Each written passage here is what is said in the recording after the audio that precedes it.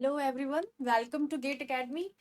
My name is Rukhsar और हम लोग पढ़ रहे थे स्ट्रक्चरल एनालिसिस। ठीक है, इसका फर्स्ट हमने टॉपिक देख लिया था, इसका फर्स्ट टॉपिक हमने कर लिया था और उसके सारे क्वेश्चंस भी देख लिए थे। डिफरेंट टाइप्स के क्वेश्चंस किए हैं हम लोग वहाँ पे। इंटरनल हिंजेस प्रेजेंट है तो हम वहाँ पे कैसे सॉल्व होगा मैंने इस बारे में बात किया है। और क्या हो सकता है अगर उसमें एक गाइडेड रोलर लगा है तो हम कैसे सॉल्व करने वाले थे।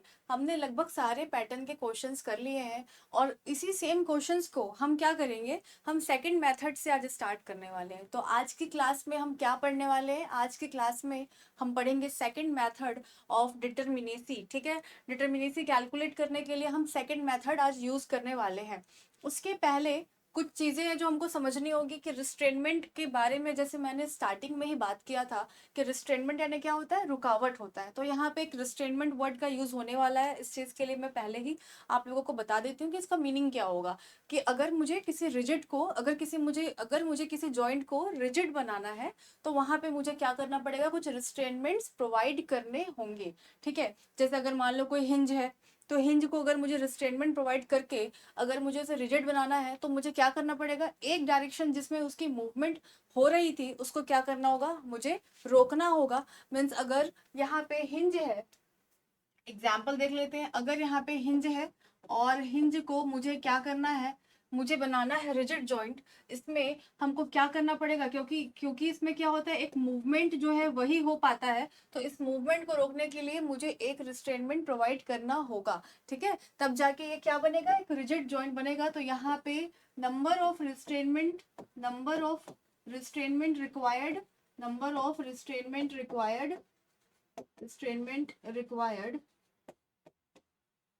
रिक्वायर्ड कितना हो जाएगा, to make joint rigid, to make joint rigid यहाँ पे हो जाएगा इज इक्वल टू 1।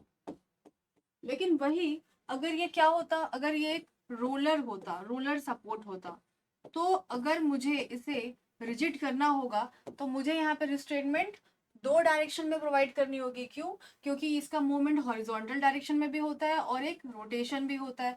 तो इनको मुझे रोकना होगा और तब जाके मुझे यहाँ पे नंबर ऑफ रिस्ट्रेनमेंट कितना प्रोवाइड करना पड़ेगा, 2। ठीक है, तो ये कुछ बेसिक चीजें हैं जो सेकंड मेथड में यूज होने वाला है और इस चीज को हम फिर आगे फिर से समझेंगे। तो हम स्टार्ट करते हैं आज का हमारा सेकंड मेथड। तो हेडिंग डालते हैं, सेकंड मेथड ऑफ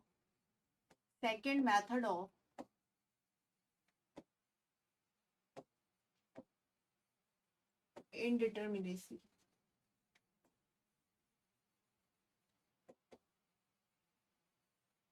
ठीक है, अब इस सेकंड मेथड ऑफ इंडिटरमिनेसी में हमको करना क्या है, कुछ चीजें समझनी है।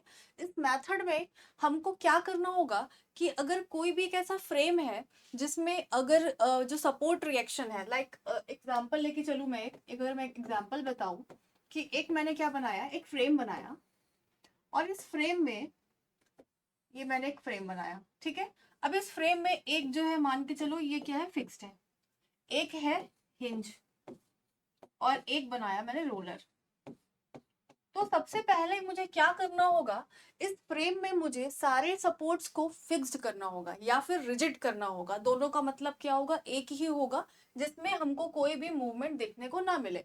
तो मतलब फ्रेम जो होगा, एक फ्रेम कैसा होता है जिसके सारे जॉइंट्स क्या होते हैं, रिजिड जॉइंट होते हैं। तो मुझे इसके सपोर्ट को भी क्या करना होगा, रिजिड करना होगा। मतलब अगर ये क्या है, अगर ये एक हिंज है तो मुझे इसे क्या करना पड़ेगा, इसे मुझे एक फिक्स्ड या फिर इसी को मैं क्या बोल सकती हूँ, रिजिड रिजिड जॉइंट बनाना होगा। सेम इसके लिए भी होगा, अगर ये एक रोलर है तो रोलर को भी मुझे किस में कन्वर्ट करना होगा, इसे मुझे फिक्स्ड या फिर रिजिड जॉइंट में कन्वर्ट करना होगा। ठीक है, अब इसके बाद क्या करना होगा, तो ये जो होगा, हम इसको पहली बात तो हम इसको करेंगे कैसे, इसे हम कन्वर्ट कैसे करेंगे। हमको पहले ये समझना होगा कि इसका किसी भी सपोर्ट का मूवमेंट जो है किस डायरेक्शन में हो रहा है। अब इसमें क्या होगा, इसमें जैसे मैंने पहले बताया कि एक ही डायरेक्शन में होगा। मीन्स क्या होगा, यहाँ पे सिर्फ मोमेंट ही आ सकता है। तो इस मोमेंट को हमको क्या करना होगा, रोकना होगा। तो हमको क्या करना पड़ेगा, अपोजिट डायरेक्शन में एक और मोमेंट जो है अप्लाई करना होगा। मीन्स यहाँ पे मुझे रिस्ट्रेन बनाने के लिए एक एडिशनल इक्वेशन की रिक्वायरमेंट होने वाली है, किसके लिए, एक हिंज के लिए। क्योंकि इस मोमेंट को मैं अप्लाई कर रही हूँ या हम अप्लाई करते हैं, तो इसलिए ये क्या होगा, एक नोन इक्वेशन होगा, ठीक है, एक नोन इक्वेशन होगा, ठीक है, या फिर एडिशनल, नॉन एडिशनल इक्वेशन इसे हम कहते हैं। अब अगर यहाँ पे मैं बात करूं रोलर की, तो रोलर के केस में मूवमेंट कौन कौन से डायरेक्शन में होता है। स्टार्टिंग में हमने पढ़ लिया था कि रोलर के केस में सिर्फ और सिर्फ एक हॉरिजॉन्टल डायरेक्शन में ही इसकी मूवमेंट होती है, बाकी जो है, और इसमें क्या हो सकता है, दो डायरेक्शन में क्या हो सकता है, ये हॉरिजॉन्टल डायरेक्शन में ये मूव कर सकता है, यहाँ पे क्या हो सकता है, एक मोमेंट हो सकता है, और सिर्फ वर्टिकल डायरेक्शन में खुद को रोक के रखता है। मतलब यहाँ पे मुझे इसके मूवमेंट को रोकना होगा, तब जाके एक फिक्स्ड बन पाएगा। क्यों? क्योंकि फिक्स्ड में हमको तीन डायरेक्शन से मूवमेंट हमको नहीं मिलती। कौन कौन से डायरेक्शन से नहीं मिलती? एक horizontal direction, second is vertical, and third क्या होता है, उसमें कोई भी हमको रोटेशन या फिर मूवमेंट देखने को नहीं मिलता। तो मुझे यहाँ पे क्या करना होगा, इसका जो मूवमेंट जो हॉरिजॉन्टल डायरेक्शन में हो सकता है उसको मुझे रोकने के लिए एक एडिशनल इक्वेशन यहाँ पे लगाना होगा, और यहाँ पे जो यहाँ पे मोमेंट जो आ रहा है इसको भी रोकने के लिए क्या करना पड़ेगा, एडिशनल इक्वेशन लगाना पड़ेगा। तो यहाँ पे कितने नंबर ऑफ इक्वेशंस हो जाएंगे, एक, और यहाँ पे एक मीन्स दो। तो यहाँ पे दो, दो कितने आ जाएंगे, दो एडिशनल, एडिशनल नोन इक्वेशन, ठीक है, additional known equation, known equation. देखो इसको मैं ये भी बोल सकती हूँ, और साथ में मैं इसे ये भी बोल सकती हूँ कि ये क्या है, ये है number of equation required to make a joint fixed और रिजिड। तो इसे हम दो तरीके से बोल सकते हैं, ठीक है। इसके बाद हम चलते हैं कि इसके बाद हमको करना क्या होगा। तो फर्स्ट स्टेप हमारा क्या होगा कि हमको हर एक सपोर्ट को क्या करना होगा, रिजिड बनाना होगा। इतनी तो बात हमको समझ में आ गई, ठीक है। इसके बाद क्या करेंगे, तो हमको सेकंड चीज करनी है कि मुझे इस स्ट्रक्चर को इसमें ऐसे कट लगाऊं, मैं ऐसे कट लगाऊं कि इसका हर एक जो पोर्शन हो, जो हर एक पोर्शन जो होगा वो एक ट्री लाइक स्ट्रक्चर की तरह मुझे दिखे, means open tree like structure की तरह मुझे दिखे। मीन्स अगर मैंने यहाँ पे कट किया, और ये मैंने कट का सिंबल जो है ऐसा डाला है, ठीक है, तो इसका मैंने क्या किया, कट किया यहाँ पे, और यहाँ पे कट करूंगी और यहाँ पे कट करूंगी, तब जाके क्या होगा, ये स्ट्रक्चर जो है थोड़ा अलग होगा। इसको हम अलग से दिखा देते हैं कि कट करने के बाद इसका डायग्राम कैसे बनेगा। देखो यहाँ पे मैंने कट किया, तो कट करने के बाद इसका एक पोर्शन क्या होगा, इसे अलग हो जाएगा, और इसके बाद यहाँ पे इसका सेकंड मेंबर था, और यहाँ पे भी इसका अलग पोर्शन हमको मिलने वाला है, और ये अलग हो जाएगा यहाँ पे हिंज के साथ, ठीक है। और इसके बाद ये यहाँ से कनेक्टेड है, तो यहाँ पे भी मुझे एक कनेक्टेड है यहाँ पे, तो मुझे एक कट यहाँ पे भी लगाना होगा। क्यों? क्योंकि मैं चाहती हूँ कि इसमें एक भी क्लोज्ड लूप जो यहाँ पे ब्रांचेस है वो एक साथ क्लोज्ड लूप ना बनाए। अब मैंने ब्रांच किसको बोला है, ब्रांच एक नया वर्ड आ गया, ठीक है। इस चीज को देख लेते हैं, अभी मैं सारे वर्ड्स का मीनिंग बताने वाली हूँ, आप लोग एंड तक देखिए और आप इसको सीख जाएंगे कि कैसे सॉल्व करना है। और ये मेथड जो है वो बहुत जल्दी सॉल्व कर सकते हैं हम इससे, ठीक है। तो देखो यहाँ पे मैंने क्या किया, तीन कट्स लगाए। हमको इतने कट्स लगाने हैं जिससे ये जो स्ट्रक्चर है वो क्या हो जाए, ओपन ट्री लाइक स्ट्रक्चर की तरह दिखे। कैसा दिखे, open, open tree like structure, open tree like structure, ठीक है, ओपन ट्री लाइक स्ट्रक्चर। हमको कैसा बनाना है, ओपन ट्री लाइक स्ट्रक्चर के फॉर्म में इसको कन्वर्ट करना है।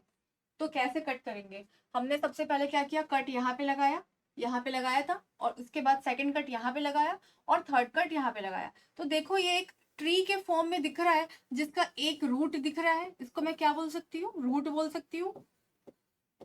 ये क्या है, एक रूट दिख रहा है, और मुझे ये एक क्या दिख रहा है, ब्रांच, इसको मैं ब्रांच बोल सकती हूँ। ये एक ब्रांच दिख रहा है, ये भी क्या है, एक ब्रांच दिख रहा है, ठीक। वैसे ही मैंने क्या किया, सेकंड को जब कट किया, मीन्स कट करने के बाद ये जो सेकंड जो हमको दिख रहा है पोर्शन, वो भी एक ट्री के शेप में दिख रहा है, जो कि ये क्या है, एक रूट है, ये क्या है, एक रूट है, और ये भी क्या है, एक ब्रांच है, और ये भी क्या है, ब्रांच है, ठीक। अब अगर क्या होता कि मैं यहाँ पे कट नहीं लगाती, तो यहाँ पे क्या होता, जो ब्रांचेस है वो एक क्लोज्ड बनाती, क्या क्या बनाती, क्लोज्ड लूप बनाने की कोशिश करती। जैसे कि यहाँ पे अगर मैं बोलूं कि यहाँ पे मैं कट ना करूं, ठीक है, अगर मैं यहाँ पे कट ना करूं और सिर्फ 2 ही कट करूं, तो ये एक तरीके से यहाँ पे ज्वाइन होता। तो यहाँ पे क्या दिख रहा है कि अगर मैंने इसे ब्रांच बोला था, इस पोर्शन को ब्रांच बोला था, तो वो क्या करेगा, एक क्लोज्ड लूप बना रहा है, क्लोज्ड लूप बना रहा है। तो हमें ये क्लोज लूप नहीं चाहिए, हमें क्या चाहिए, एक ओपन ट्री लाइक स्ट्रक्चर बनाना है। हमको क्या करना पड़ेगा, यहाँ पे भी एक कट लगाना पड़ेगा, और जिसका एक रूट होगा और इसका एक यहाँ पे एक ब्रांच आने वाला है, ठीक है। तो यहाँ पे हमको क्या क्या करना होगा, सबसे फर्स्ट स्टेप क्या होगा, सबसे फर्स्ट स्टेप हमारा होगा कि हमको सारे सपोर्ट्स को क्या करना होगा, रिजिड जॉइंट बनाना होगा फर्स्ट, ठीक है। सेकंड क्या करना होगा, तो सेकंड में हमें क्या करना होगा कि हमको यहाँ पे कट्स लगाने होंगे, और कट्स इतने लगाने हैं कि वो एक स्ट्रक्चर है वो कैसा लगे, एक ओपन ट्री लाइक स्ट्रक्चर की तरह वो दिखे, मीन्स उसमें कोई भी क्लोज लूप ना बने, ठीक है। और साथ ही साथ हमको कट लगाने में ये भी ध्यान देना है कि कोई भी ब्रांच जो है कट लगाने के बाद वो नीचे गिरने की कोशिश ना करे। अब एग्जाम्पल के लिए मैं इस बात को समझा सकती हूँ, एक डायग्राम बनाते हैं, इसी डायग्राम को बना लेते हैं कि मान लो मैंने ये एक फ्रेम बनाया, ठीक है, ये एक फ्रेम बनाया, और फ्रेम बनाने के बाद मैंने क्या किया, यहाँ पे कट लगा दिया, ठीक है। अब क्योंकि यहाँ पे तो कट लगा दिया, और अगर एक कट यहाँ पे भी लगा दिया, तो ये जो मिडिल पोर्शन का जो ब्रांच होगा वो क्या हो जाएगा, वो क्या कर जाएगा, फॉल ऑफ कर जाएगा, ठीक है। तो हमको क्या इसे गिरने नहीं देना है, ठीक है।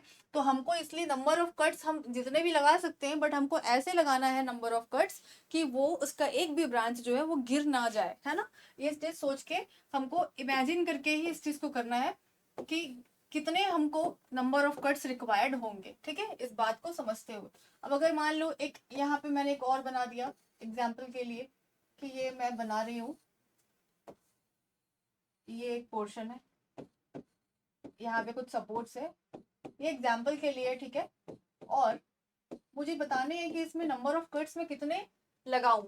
तो हम खुद से देख सकते हैं कि नंबर ऑफ कट्स मतलब मुझे क्या करना है, एक रूट रखना है, और रूट के साथ क्या करना है, ब्रांचेस को अलग करना है। तो एक कट अगर मैं यहाँ पे लगाऊं और एक कट यहाँ पे लगाऊं, तो ये एक अपना एक अलग पोर्शन बना लेगा, अपना ये एक अलग पोर्शन बना लेगा। जैसे कि देखो यहाँ पे ये ऐसा कुछ दिखेगा, ठीक। इसके बाद जब मैं एक कट यहाँ पे लगाती हूँ, अच्छा इसी में इसको सॉल्व कर लेते हैं। अब क्या करूं कि एक कट मैं यहाँ पे लगाऊं और एक कट यहाँ पे भी लगाऊं, टोटल 4 कट लगाया मैंने। तो यहाँ पे एक ट्री लाइक स्ट्रक्चर अलग हुआ, एक सेकंड पोर्शन अलग हुआ, और एक थर्ड पोर्शन अलग हुआ। और हमें क्या करना होगा कि एक पोर्शन और जो है, जो एक क्लोज लूप बना रहा है, उसको भी हमको क्या करना है, ब्रेक करना है। तो ब्रेक करने के बाद यहाँ पे नंबर ऑफ कट्स कितने हो जाएंगे, कट्स जो है वो कितने हो जाएंगे, यहाँ पे टोटल ये हो जाएंगे 5, ठीक है। 5 कट्स यहाँ पे रिक्वायर्ड होगा इस स्ट्रक्चर को एक ओपन ट्री लाइक स्ट्रक्चर बनाने के लिए। तो इसको अगर इसको मैं मिटाने के बाद अगर ये अलग करूं, तो ये कैसा दिखेगा देखना, ये इस तरीके से,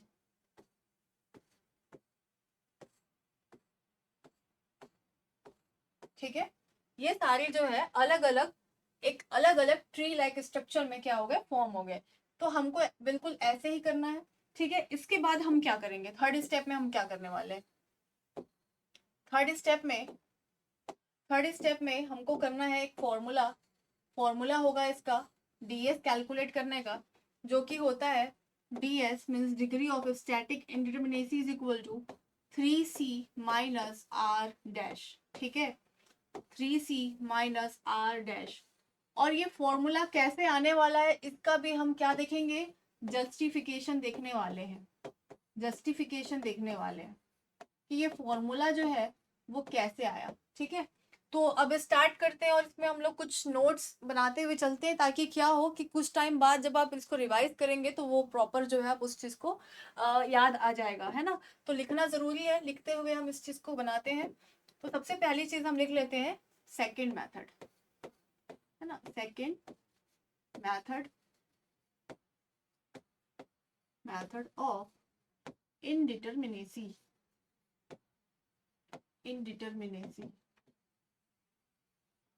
ठीक है, ये लिख लिया। इसका सबसे फर्स्ट पॉइंट ये लिखते हैं कि यहाँ पे हमको एक बात ध्यान रखना है, जो मैंने स्टार्टिंग में बोला कि जो फ्रेम होता है, फ्रेम्स आर rigid jointed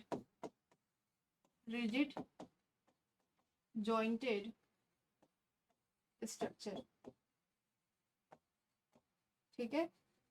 जो एक फ्रेम है वो कैसा है, एक रिजिड जॉइंटेड स्ट्रक्चर है, उसका हर एक जॉइंट है वो कैसा हो, रिजिड हो, मीन्स कहीं पे भी मूवमेंट हमको देखने को ना मिले, ठीक। सेकंड बात, सेकंड चलते हैं, सेकंड में लिखते हैं, फर्स्ट क्या लिख लिए, फ्रेम जो है वो क्या है, रिजिड जॉइंटेड फ्रेम है। अब लिखते हैं in this method all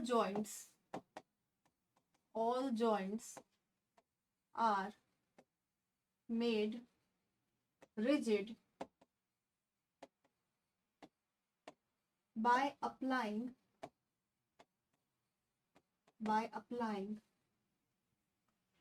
extra restrainments,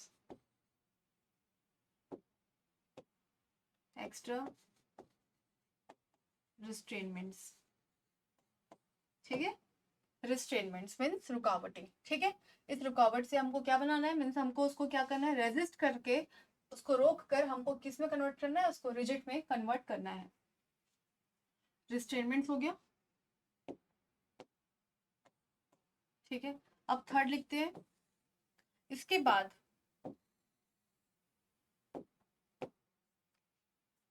क्या करना है, स्ट्रक्चर को कट करना है। Structure is cut in such a way to make open tree like structure। इतनी बात किए थे अभी तक हम लोग। सबसे फर्स्ट मैंने बताया था कि एक फ्रेम कैसा होता है, एक रिजिड जॉइंटेड स्ट्रक्चर होता है। सेकंड बात मैंने क्या बताया कि उसके जितने भी सपोर्ट्स या फिर जितने भी जॉइंट्स जहाँ पे वो क्या हो, वहाँ जहाँ पे वो रिजिड ना हो उसे हमको क्या करना पड़ेगा, रिजिड बनाएंगे by applying the extra restrainment provide करके, ठीक है। फिर थर्ड क्या बताया कि हमको क्या करना है, स्ट्रक्चर को कट करना है इन सच अ वे कि हमको वो कैसा मिले, एक ओपन ट्री लाइक स्ट्रक्चर हमको दिखे। अब यहाँ पे कुछ इंपॉर्टेंट नोट लिखना, यहाँ पे मैं एक नोट लिखवा रही हूँ, ठीक है। एक नोट लिखते हैं, नोट थर्ड पॉइंट के अंदर ही है, ठीक है।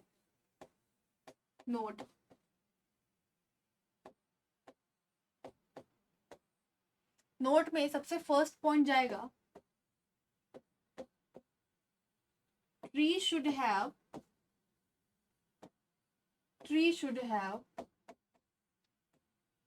one root only,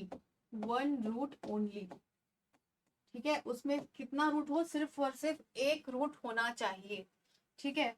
दूसरी चीज, after applying cut, after applying cut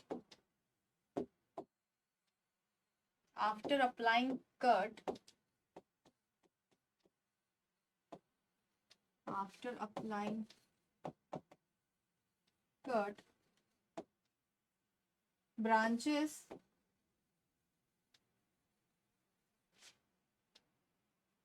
should not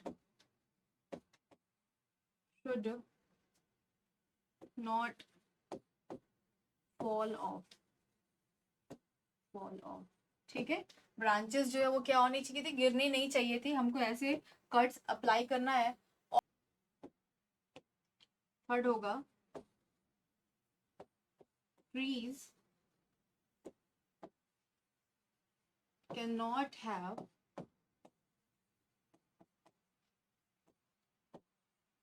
closed loops, ठीक है। Tree can not have closed loops, ठीक है, tree can not have closed loops. यहाँ पे हमको क्लोज लूप भी नहीं मिलना चाहिए, ठीक है। इतनी सारी चीजें हमने देख लिया था। अब इसके बाद इसका फॉर्मूले की बात किए थे,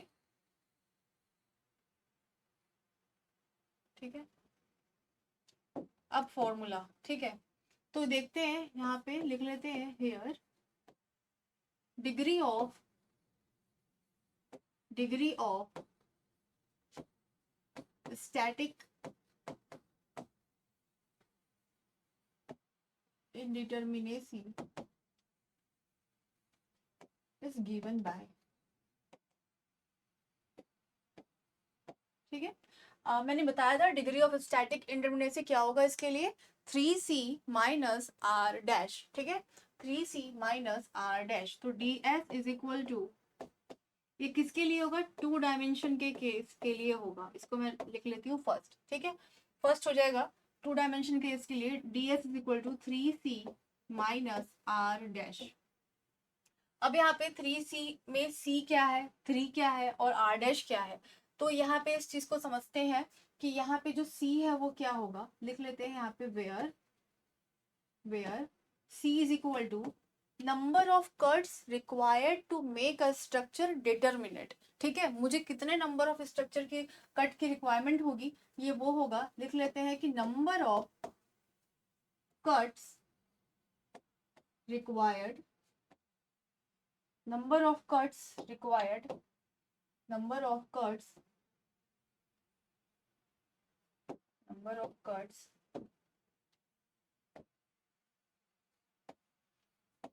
required to make a structure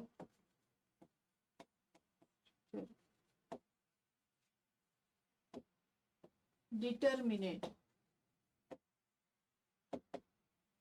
ठीक है, number of cuts required to make a structure determinate.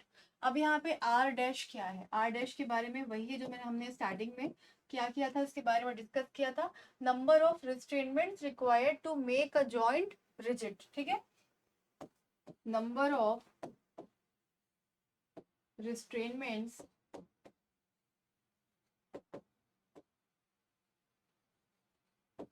required to make a joint rigid, ठीक है। अब यहाँ पे 3 क्या है, 3 भी तो कुछ होगा, ऐसे ही तो फॉर्मूले में ऐड नहीं कर दिया गया। 3 है इंटरनल फोर्सेस ऑफ बीम या फिर फ्रेम, ठीक है।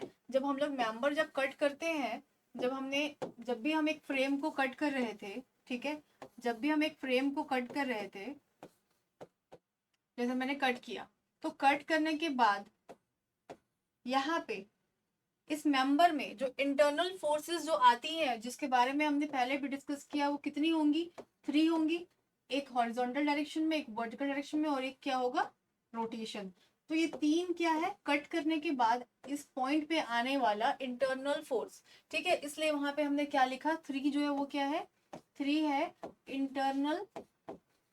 Internal forces of member in frame, ठीक है। कौन कौन सा होता है, मैंने बताया था, एक्सियल फोर्स, सेकंड क्या होता है, shear force and bending moment,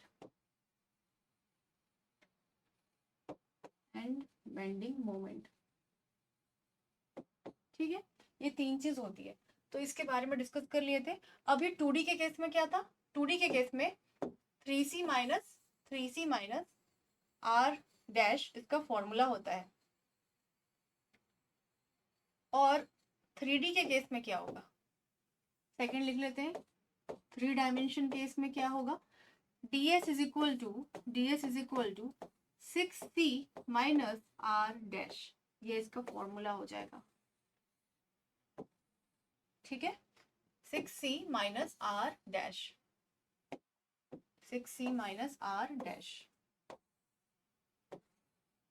तो यहाँ पे क्या होता है, जब हम थ्री डी की जब बात करते हैं, तो यहाँ पे थ्री डी के केस में जो इंटरनल फोर्सेस होते हैं उसके जो नंबर होंगे वो कितने हो जाते हैं, 6 होते हैं। ठीक है, तो ये जो 3 आ रहा है वो कौन से केस के लिए आ रहा है, वो 2D के लिए आ रहा है, ये 2D के लिए आ रहा है, ये 2D के लिए आ रहा है।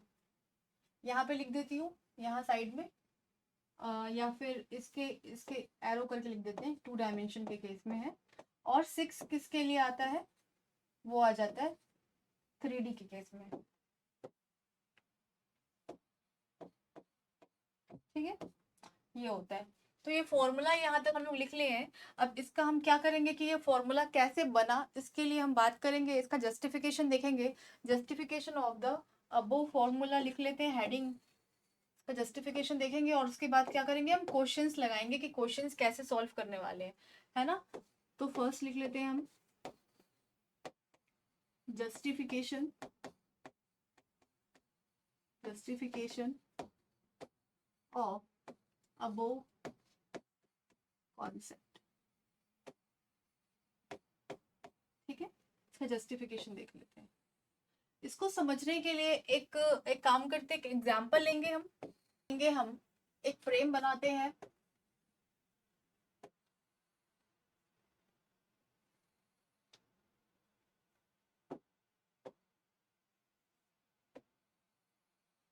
ठीक है, इसका एक एंड जो है वो क्या है, फिक्स्ड है, और या फिक्स नहीं, इसे हिंज करते हैं, इसे हिंज कर देते हैं। ठीक है, एक एंड जो है वो क्या है, हिंज है, और एक साइड क्या लगा है, रोलर लगा है, रोलर सपोर्ट लगा है। ठीक,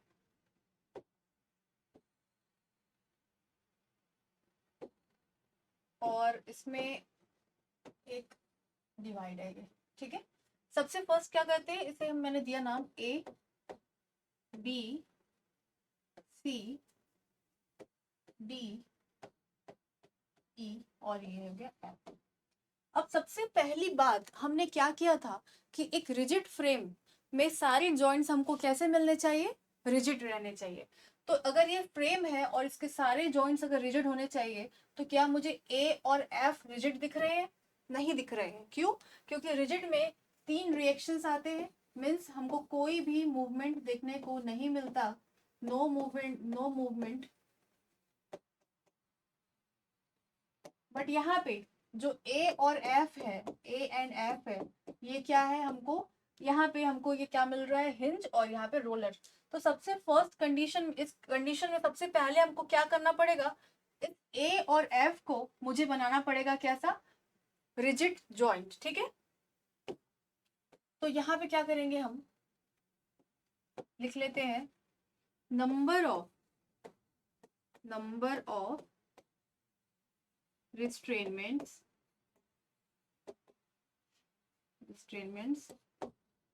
required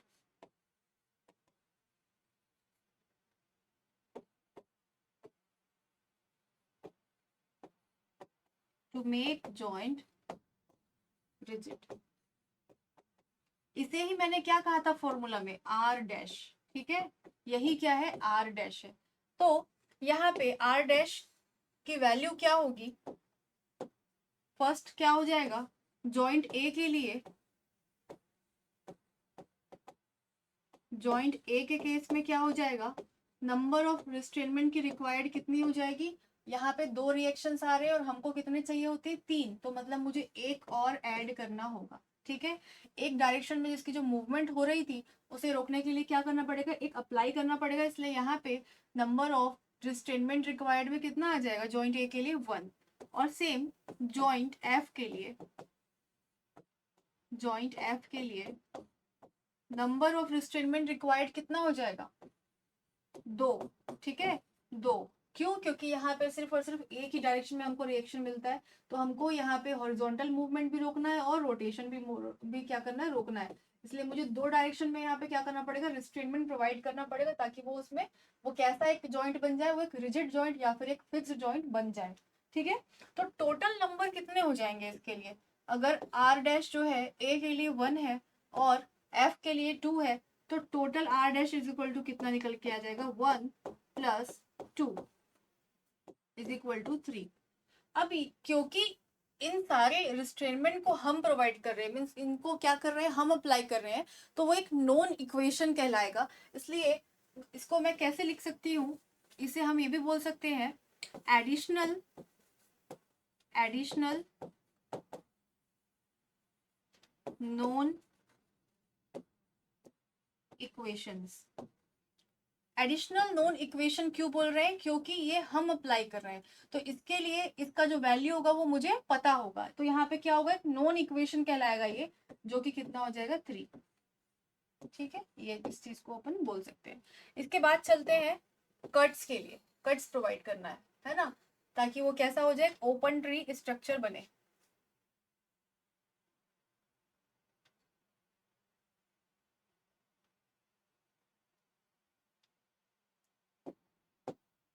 तो यहाँ पे मैंने बनाया डायग्राम, सेम डायग्राम है।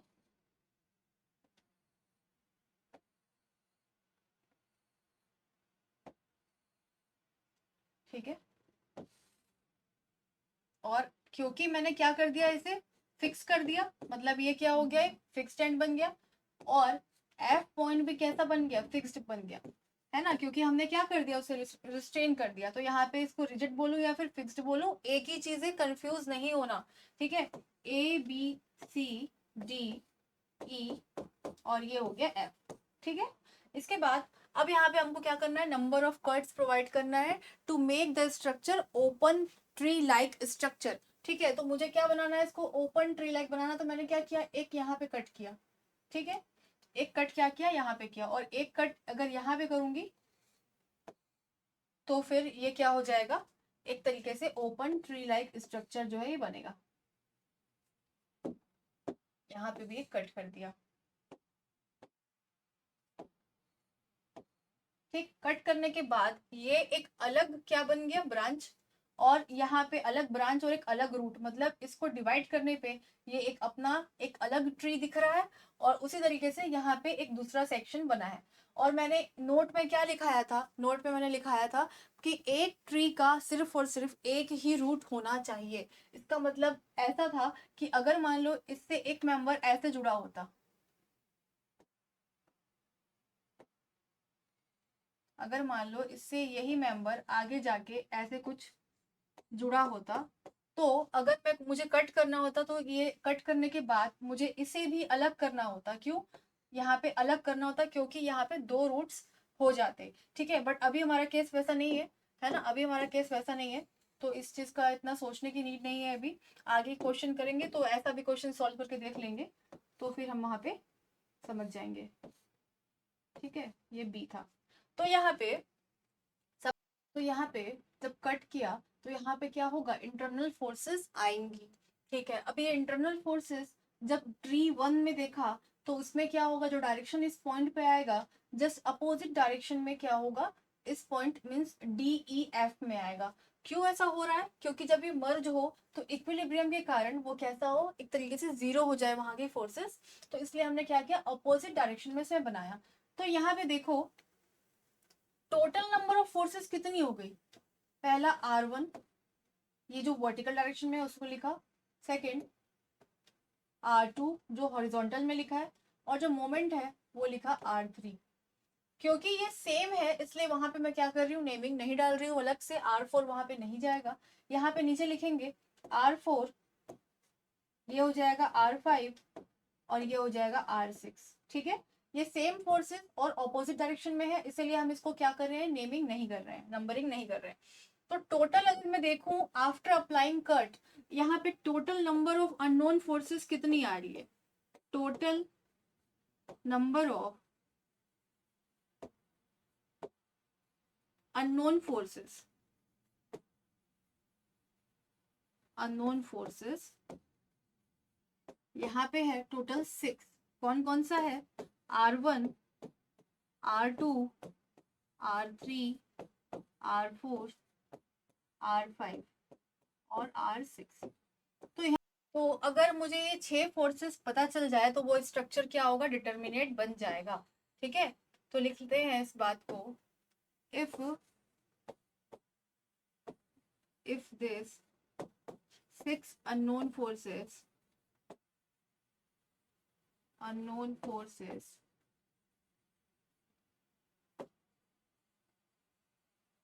would be known, the structure will become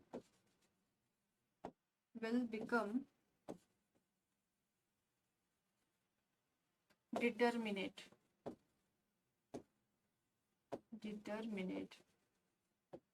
ठीक है, अब यहाँ पे देखना, इसमें वापस से आ जाते हैं।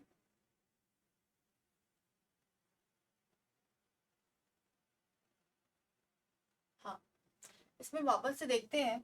तो हम लोग जब इसको सॉल्व करना स्टार्ट किए थे तो वहाँ पे हमारे पास नॉन इक्वेशंस कितनी आई थी, एडिशनल नॉन इक्वेशन। वहाँ पे हमको एडिशनल नॉन इक्वेशन की वैल्यू आई थी, आर डैश की वैल्यू आई थी 3। यहाँ पे लिखा है एडिशनल नॉन इक्वेशन 3। और यहाँ पे हमारे पास नंबर ऑफ अननोन फोर्सेस कितने आ रहे हैं, 6। तो अगर मुझे degree of static indeterminacy calculate करनी है तो क्या करना होगा, अननोन माइनस नोन। ठीक है, अननोन इक्वेशन माइनस क्या करेंगे, नोन इक्वेशन। तो वो कितना निकल के आ जाएगा, 6 माइनस 3, तो इसकी वैल्यू आ जाएगी 3। ठीक है, इसकी वैल्यू आ जाएगी 3। तो डिग्री ऑफ स्टैटिक इंडिटरमिनेसी की वैल्यू कितनी आ जाएगी, वो हो जाएगी 3। ठीक है, 3 आ जाएगी इसकी वैल्यू। तो यहाँ पे लिख लेते हैं, number of unknown forces is equal to 6। ठीक है, और number of non additional equations, क्योंकि ये मैंने अप्लाई किया था इसलिए वो क्या होगा, नॉन होगा। तो ये हो जाएगी 0.3। ठीक है, तो यहाँ पे आ जाएगा degree of static इनडिटरमिनेसी is equal two degree of static indeterminacy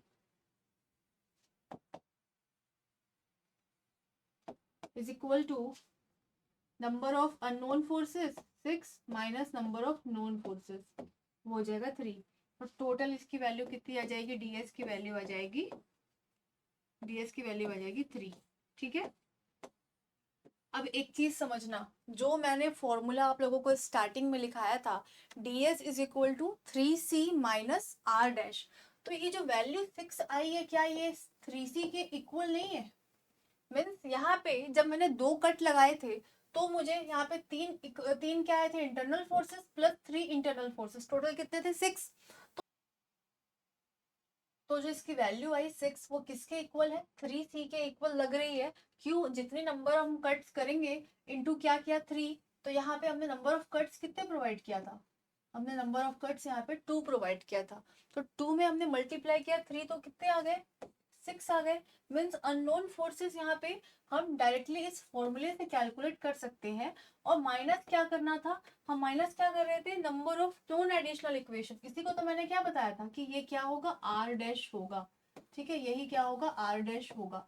तो जब इसको एक फॉर्मूले के बेसिस पर डायरेक्टली अगर पुट करें वैल्यूज, तो यहाँ पे कैसे निकल जाएगा, देखना कि ds is equal to 3c minus R dash में जब फ्रेम हमारा कैसा था, फ्रेम हमारा ऐसे बना हुआ था, यहाँ पे क्या था कि यहाँ पे हिंज था और यहाँ पे था रोलर। तो यहाँ पे क्या किया हमने, कट लगाया 1 2, ठीक है, 2 कट लगाया था। तो 3 इंटू 2 किया minus number of restraints required to make a joint rigid, यहाँ पे कितना हो जाएगा 1, आर डैश की वैल्यू हो जाएगी 1, और यहाँ पे आर डैश की वैल्यू कितनी हो जाएगी 2।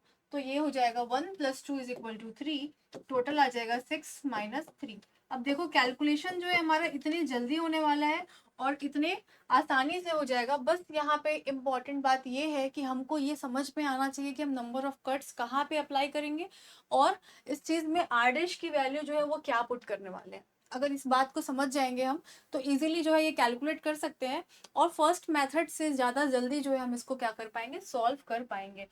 तो आज के सेशन में हमने क्या क्या समझा? हमने समझा कि सेकंड मेथड को हम अप्लाई कैसे करने वाले हैं, इसका कॉन्सेप्ट क्या होगा, इसका फॉर्मूला क्या था, इसका एग्जाम्पल भी देख लिया और साथ ही साथ इसके फॉर्मूले का हमने क्या किया, जस्टिफिकेशन भी कर लिया है।